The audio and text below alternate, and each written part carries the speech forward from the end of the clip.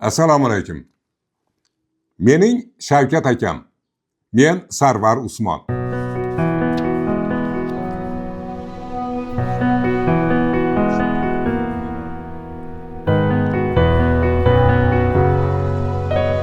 O'ktanbek Karimov, Sarvar Usmon, jurnalist.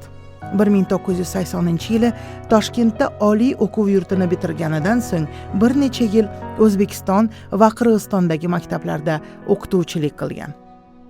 1990-yildan buyon jurnalistikada, O'sh sadosi gazetasida muxbir, O'sh TVda bosh muharrir bo'lib ishlagan. 1995-yildan boshlab Ozodlik radiosining Qirg'izistondagi muxbiri bo'lib ishladi.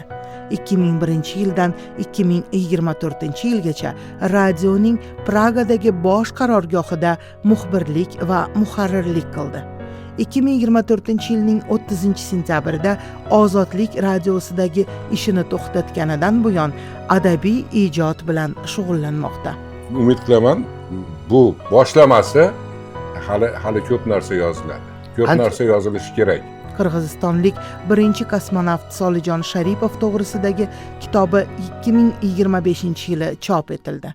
Shu yili u Sovet davrida talabalarning majburiy mehnatga, paxta terimiga jalb etilgani to'g'risida hikoya qiluvchi Barak badiiy publitsistik qissasini yozib tugatdi. Men Shavkat Rahmon adabiyotiga 75ning yozida kirib keldim. Hanuz o'sha adabiyot ichidaman. Vaqtim, soatim kelib, tiriklik o'lchovlari bilan olganda bugun ukamga aylanib qolgan akamning oldiga ketaman. "Ha, Shavkat aka, qalaysiz? Yotibsizmi zerikmay?" deyman yetib borgach. Nega zerikay?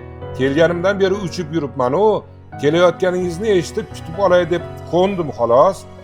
Kepsizda desa kerak. "Ha, olib kelib qo'yishdi" deyman. "U dunyo qalay?" desa kerak. Hammasi yaxshi, zo'r bo'lib ketgan, omon zamonlar bo'lib ketgan, o'zingizda shoshilib erta kelib olgansiz deyman. Rostini aytib nima qilaman, kayfiyatini buzib.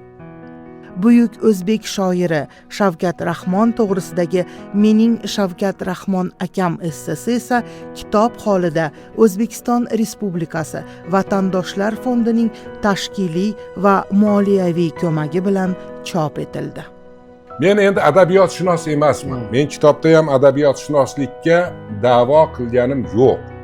Men shoirni shaxsiy hayotiga iloji boricha o'quvchini olib kirishga va uning she'riyati nimalar ustiga qurilganini ko'rsatishga harakat qildim.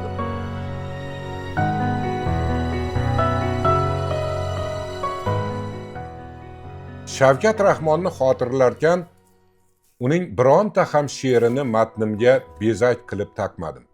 Uning she'rlari chakkaga taqiladigan gul emas. Uning she'ri, har bir she'ri hansirab va qonsirab turadigan darddir. Dardni chakkaga taqmaydilar. Bitishi bilanoq menga o'qib bergan she'rlarni eslab, bu she'rida bundoq, u she'rida undoq demoqchi bo'lgan deb mahmadanalik qilmadim. Shoir mening bunday ko'magimga muhtoj emas, aytadiganini aniq-tiniq aytib ketgan. Men bugun shoirning menga akalik qilganinigina esladim. Mayda-chuyda detallarni yozdim. Shoir bilan uzoqroq qolishingizni, u bilan birga bir piyola choy ichayotganingizni tasavvur qilishingizni istadim.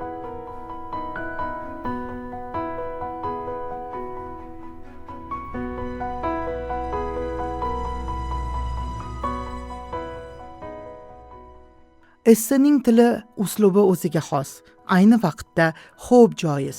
Sarvar Usmonni biz dunyo miqyosida faoliyat yuritayotgan jiddiy va kuchli jurnalist deb bilamiz.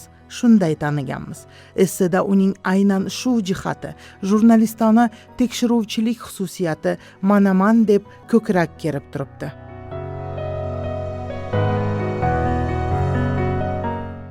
Komil ishonch bilan aytamanki, men Shavkat Rahmon tarbiyasi mahsuliman. Shavkat Rahmon ko'pchilik emasligini, u xos ekanligini juda erta ilg'adim. Shuning uchun u yaxshi deganning yaxshiligini, yomonlaganning yomonligini tushunishga, tagiga yetishga urindim. Hanuzgacha biron narsa o'qisam, shuurim chetida Shavkat akamga shu narsa yoqqan bo'larmidi degan savol turganini sezib qolaman.